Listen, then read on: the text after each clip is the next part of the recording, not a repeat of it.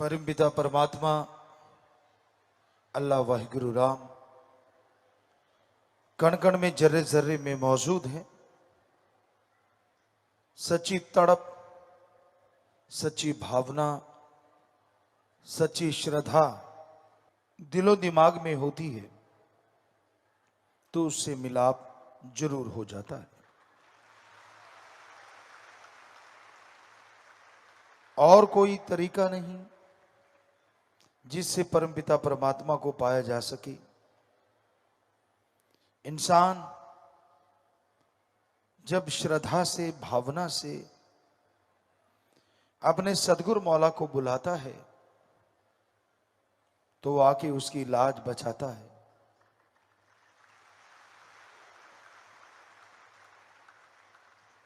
सेवा सुमरन ऐसे गहने हैं, जिसने भी ये पहने हैं वो भाग्यशाली है।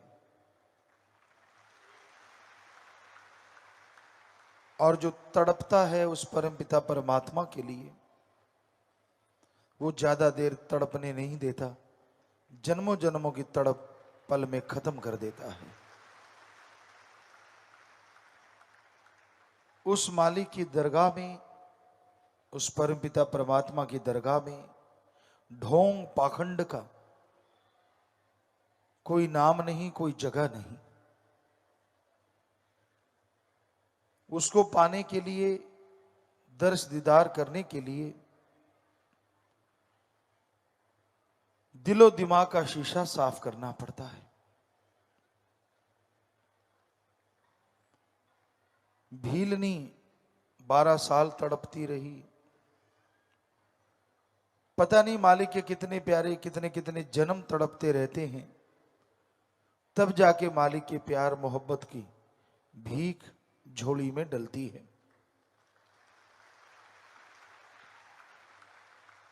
और जितना हो सके मालिक की औलाद से बेगर्ज निस्वार्थ भावना से प्यार करो, ताकि आपका प्यार बढ़ता जाए। किसी तड़पते हुए को, किसी दुखी को मिलके उसका दुख दूर करने की कोशिश करना ही सच्ची बंदगी होती है, बंदगी की शुरुआत होती है। पर वचनों में कभी भी इधर उधर मत जाओ। कई बार होता है कोई आपसे गलत उम्मीद लगा लेता है,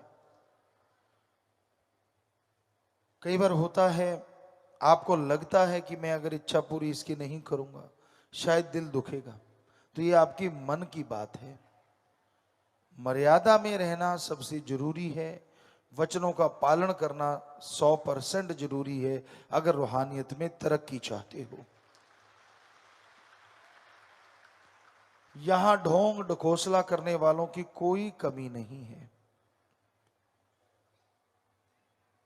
पता नहीं आप लोग कैसे बना लेते हो, ये गुरु के नजदीक है, ये गुरु के दूर है।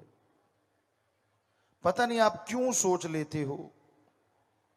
हमारा तो एक ही निशाना होता था, सतगुरु यार है तो सब बहार है, और किसी से ना कोई दुश्मनी है और ना कोई ज्यादा प्यार है। यही है फार्मूला रूहानियत में तरक्की हासिल करने का। क्योंकि इंसान आखिर इंसान है और कई पड़के कड़े होते हैं, दिखते कुछ और हैं। उनके कारनामे अगर आपके सामने आ जाएं तो आप थू थू करो, पर सतगुरु को पर्दा मंजूर होता है। इसलिए इश्क तो सिर्फ सतगुरु अल्लाह राम वाहिगुरु से ही करना चाहिए। हम ये नहीं कहते कि दुनिया में रिश्ते ना निभाओ, हम यह नहीं कहते कि अपना फर्ज अदा ना करो, लेकिन सच्चाई यही है, हकीकत यही है, सच्चा रिश्ता एक सत्संगी का, एक मालिक के नाम लेने वाले का किसी से हो सकता है तो वो सिर्फ और सिर्फ सतगुरु अल्लाह राम से ही हो सकता है। हमें याद नहीं है 1948 से लेके आज तक हमने कभी ये कहा हो फलां बंदे से प्यार करो, फलां बंदे से प्यार करो, ये मेरे नजदीक है भाई, इससे ज्यादा प्यार करो। सवाल ही पैदा नहीं होता। हम हमेशा एक ही बात आपसे दोहराते रहे, आज भी दोहरा रहे हैं। ओम हरि अल्लाह वाहिगुरु राम ही एक ऐसा होता है, सतगुरु मौला ऐसा होता है, जिससे जितना प्यार करोगे वो बढ़ता जाएगा और खुशियों का आलम आपके घर में छाता जाएगा। वही एक ऐसा होता है जो बेगर्ज प्यार करता है। दुनिया में रिश्ते नाते सब गर्जी हैं, स्वार्थी हैं। सतगुरु का नाता कभी स्वार्थी हो नहीं सकता।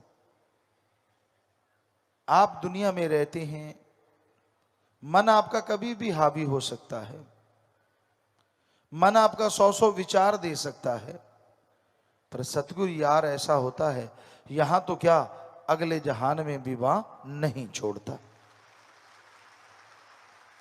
वो हमेशा साथ रहता है।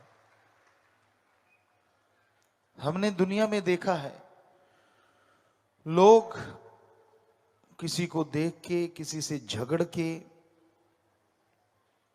पीर फकीर से बिना वजह गुस्से हो जाते हैं। शायद उनके कर्मों की कोई मार आती है या कर्मों का कोई बोझ आता है, जिस वजह से वो ऐसा कारनामा करते हैं। पीर फकीर कभी किसी का ख्यालों में बुरा नहीं सोचते, तो बाहरी तौर पे कैसे बुरा करेंगे। तरुवर फल नहीं खाते है, सरोवर पीव न नीर, परमारथ के कारणे संतन भयो शरीर। समुंदर, मीठे जलाशय, झीलें कभी खुद पानी नहीं पीती, और पेड़ कभी खुद फल नहीं खाते। वो हमेशा दूसरों की झोली भरते हैं, दूसरों को माला माल करते हैं। उसी तरह संत पीर फकीर होते हैं।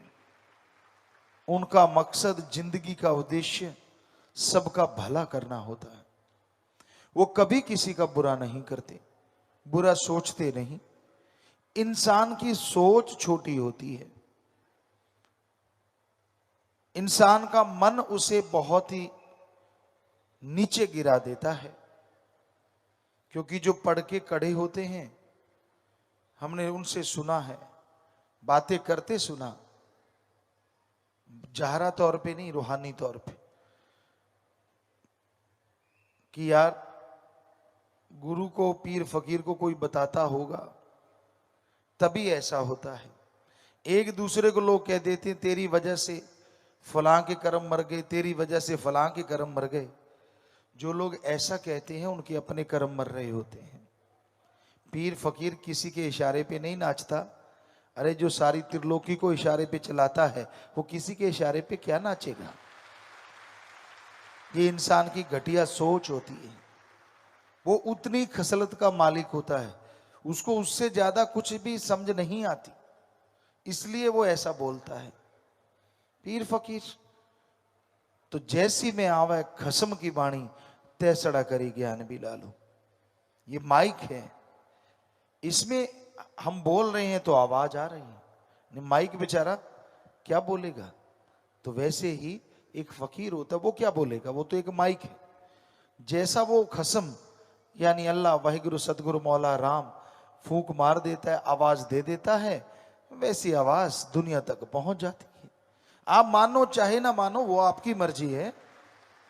क्योंकि 100% जो मानता है वो कभी धोखा नहीं खाता, कभी वो गम में नहीं डूबता, कभी वो खुशियों से दूर नहीं होता। दृढ़ यकीन रखो, दृढ़ यकीन से ही बेड़ा पार होता है। जब इंसान यकीन नहीं करता, सेवा सिमरन से दूर होता जाता है, तो फिर उसका मन उस पर हावी होने लगता है। तो उसका मन उसे तिगड़ी नाच नचाना शुरू कर देता है। मन से लड़ने का मतलब सेवा और सुमरन जरूरी है, और मन से लड़ने का मतलब सतगुरु से प्यार को बढ़ाना है। विचारों का क्या है, विचार तो आते जाते रहते हैं। अमल ना करो, बुरे विचार आगे डरो मत, अच्छे विचार आगे करो जरूर।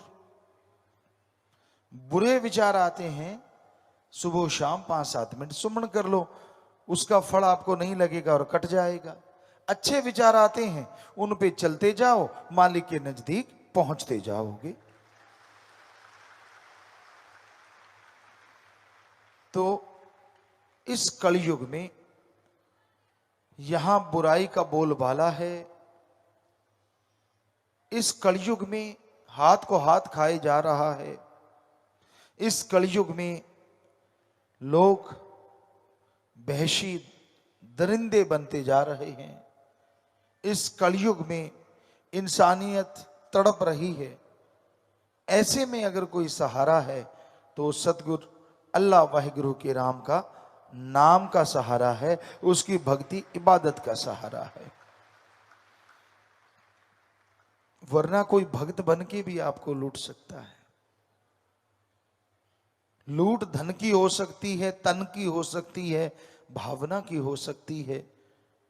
इसलिए किसी के बहकावे में मत आओ। स्वामी जी महाराज ने कितना स्पष्ट लिखा है, गुरु कहे करो तुम सोई, मन के मते चलो मत कोई। ये भव में गोते खिलवावे, ये गुरु से बेमुख करवावे। ऐसे ऐसे लोग बैठे हैं इस कलयुग में, दिखने में भक्त लगते हैं, पर उनका वश चले तो भगवान को भी बेच के खा जाएं। वश नहीं चलता और ना कभी चलेगा, क्योंकि वो सतगुरु अल्लाह राम एडा भोला खसम नहीं जेड़ा मकर चलित्र ना जाने। ये लाइनें इतनी जबरदस्त हैं, अगर आप हमेशा याद रखो तो शायद कम से कम सत्संग में और सतगुरु के सामने पखंड ना करो, झूठ ना बोलो। एडा भोला खसम नहीं जेड़ा मकर चलित्र ना जाने, ਇਹਦੇ घर विच ओहियो बस सकदी जेड़ी सब चतराइयां भुल जावे। बात ही खत्म हो जाती है। जिसने सारी सृष्टि बनाई उस भगवान ने, अल्लाह वाहिगुरु राम ने। आप कभी पेड़ पौधे देखो जो रास्ते में आते हैं, एक का पत्ता दूसरे पेड़ के पत्ते से नहीं मिलता। एक ही नस्ल होने के बावजूद टहनियां और उनका जो बड़ा टहना होता है जिसों, वो भी कभी आपस में मिलते आपको नजर नहीं आएंगे। और अलग अलग किस्में कितनी हैं, किसी के पत्ते में कोई डिजाइन, किसी के पत्ते में कोई डिजाइन। तो कुदरत के कादिर का क्या कहना, वो तो गजब का है। जिसने श्रद्धा से, दृढ़ यकीन से उसे यह मान लिया कि हां वाकई वो तो दोनों जहान का जानता है, उस मालिक को, सतगुरु मौला को, जिसने ऐसा माना उसकी कुलों का उद्धार हो जाया करता है। वो हर किसी की जानता है, हर किसी की खबर रखता है, लेकिन कभी किसी का बुरा नहीं करता। उसे पर्दा मंजूर है, सबका पर्दा रखता है, पर्दा उठाता नहीं। पर उसकी मार की वजह से लोग अपना पर्दा आप ही बता देते हैं। सच्ची बातें सुनने को मिलती हैं, पसीने छूटते हैं, वो भी अच्छे हैं, पसीना तो छूटा, सोच तो आई कि मैंने गलत किया है, और वो मुआफी लेके फिर से रूहानियत में तरक्कियां हासिल कर सकते हैं।